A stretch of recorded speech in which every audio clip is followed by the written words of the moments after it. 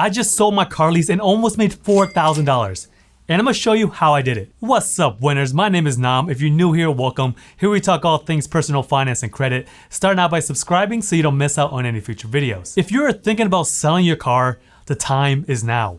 Whether you currently own, have a loan, or lease, right now is when you're gonna get the most bang for your buck. This video is gonna be targeted a little bit more towards individuals who have leases, but even if you don't have a lease right now, everything that we'll share with you will show you how you can save more money if you are thinking about leasing. The first thing that you have to do is get the best possible price with your lease. In layman's terms, all a lease is an agreement between you and a financial company. Once the terms are up, you do have an option to buy the car or just turn it back in. Essentially, you are just paying for what you use. The thing about leases is that they are negotiable just like any other car purchase. So don't ever get caught up on lease specials on dealers' websites because this is just bait for you to get into the dealership. How car dealerships make money is by negotiating a price that you agreed upon and then selling that note to their financing company who handles the financing. So let's just say that you want to lease a Mercedes-Benz.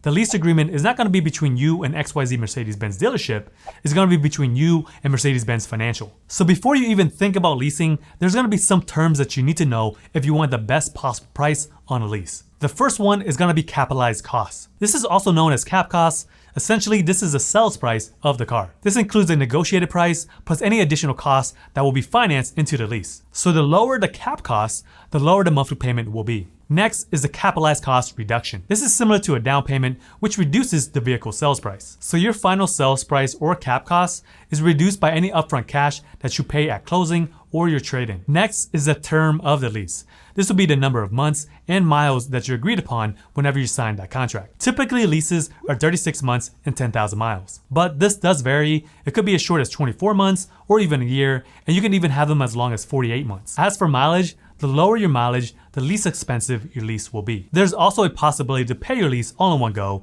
which is a one-pay lease, where you may get a discount if you do so. I highly recommend not doing this, which I'll explain later. Next is the residual value.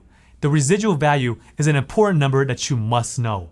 What it is the value of your car after the lease is up. The higher the residual value, the lower your monthly payment will be. This number usually changes from month to month depending on market conditions. So if your car has a residual value of 60%, this means that after your car is up, this is what you should expect to pay if you were to buy the car. Some car salesmen, they may not know what this is, so it's best to know this number prior to negotiating. The best place to find the residual value is by asking for it on the Edmunds Forums. This is a great website that has a great community that helps one another out. This number also goes hand in hand with depreciation.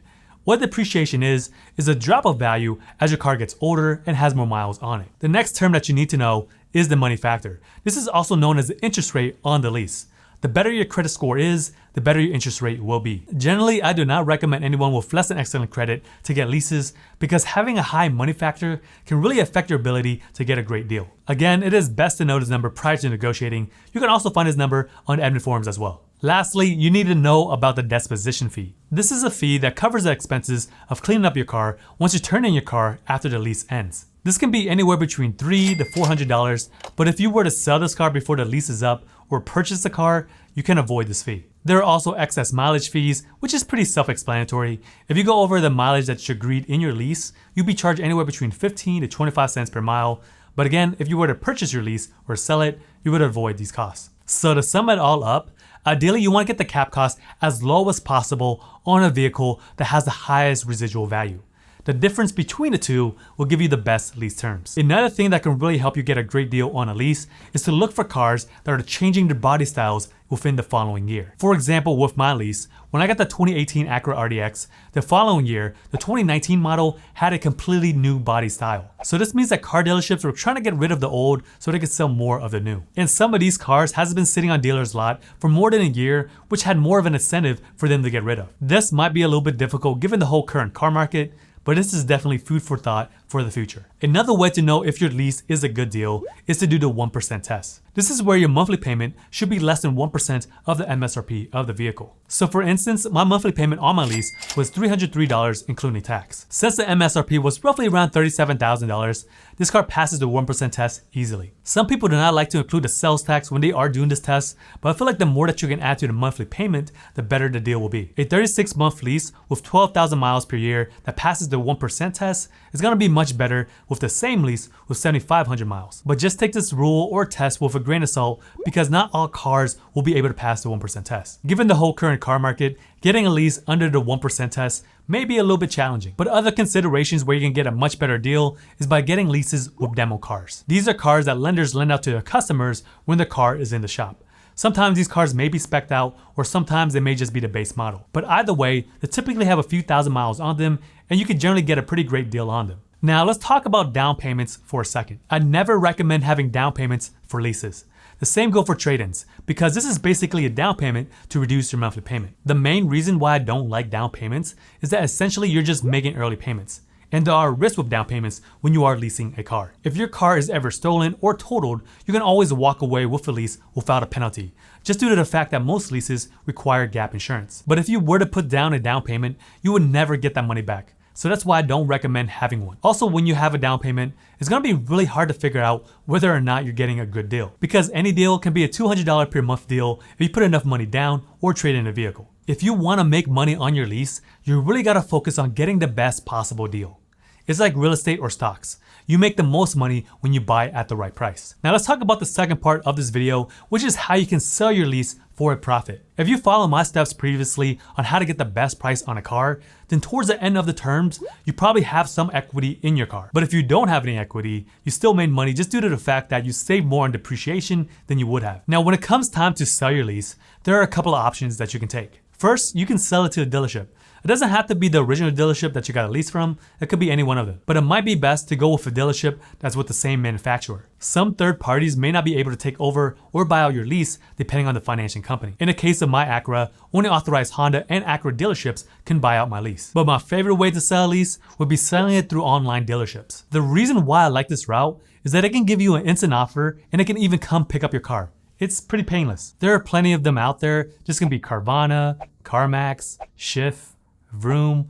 I feel like there's AutoNation. There's a bunch of other ones too, but if you do some quick Google search, I'm pretty sure you could find one that can give you a high offer. During any time of your lease, most financial companies will allow third parties to take over or buy the lease. But you always gotta double check with them because some will not allow it. If they do not allow it, then you gotta really consider whether or not it is worth purchasing the car than selling the car. Because if you were to buy the car, then you would first have to register the car, then sell the car. And if that is the case, then you would have to think about taxes. So just take that into consideration whether or not the spread is large enough for you to sell the vehicle if the financial company does not allow third parties to purchase the lease outright. I learned this the hard way when I was trying to submit an offer with a company called Vroom. I submitted all the necessary documents like my driver's license, the mileage, the registration, and everything that they needed me to do. So a few days go past and I decided to call up the company like, hey, what's going on? And they said that, hey, we cannot accept leases from Acura because we cannot buy them out. Well, I really wish that they sent me an email of why my application was getting denied, but that's how I found out. This was a total bummer because at the time, my car was valued at $23,000, $24,000. I would recommend starting to plan to sell your car within the last 3 months of the end of your lease. Again, you can do this at any time. It doesn't have to be the end of the 3 months. It could be much earlier, but the more information that you know up front, the better off that you should be to determine whether or not it is worth selling. Now, this is the moment that you've been waiting for. This is a total breakdown of my costs after I sold the car. The MSRP of the base model of the 2018 Acura RDX was $36,800. I was able to negotiate the car down to $29,288.91. So for a lease term of 36 months and 36,000 miles, the total cost will be $10,926.72. My monthly payment with tax comes out to be $303.52. The residual value of my car at the end of the lease will be $20,237.25. This comes out to be roughly around 55% of the MSRP. So towards the end of my lease, I bought the car cash at the buyout price. The reason why I had to buy this car is that Acura does not allow third parties to buy their leases unless you are the original leasee. Once I received the title from Acura, I again attempted to try to sell the car.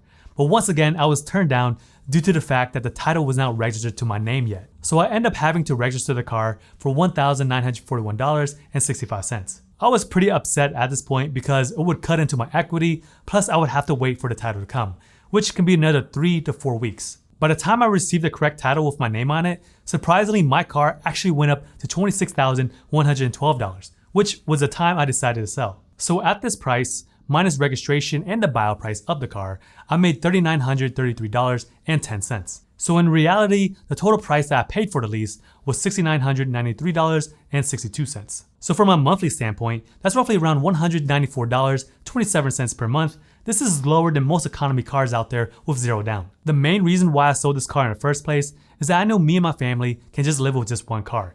And if we ever needed another car, we could just always get another one. So if you're actually in a lease right now and thinking about selling, right now is probably the best opportunity to do so if you can downsize to just one car. But if you need another car afterwards, then you're essentially just rolling that equity into another vehicle. And you may not get a good of a deal since the car market is so hot right now. I know I just scratched the surface of trying to lease a car, but if you want a full breakdown of how to lease a car for the best price, come out and check this video over here. I'll see you over there.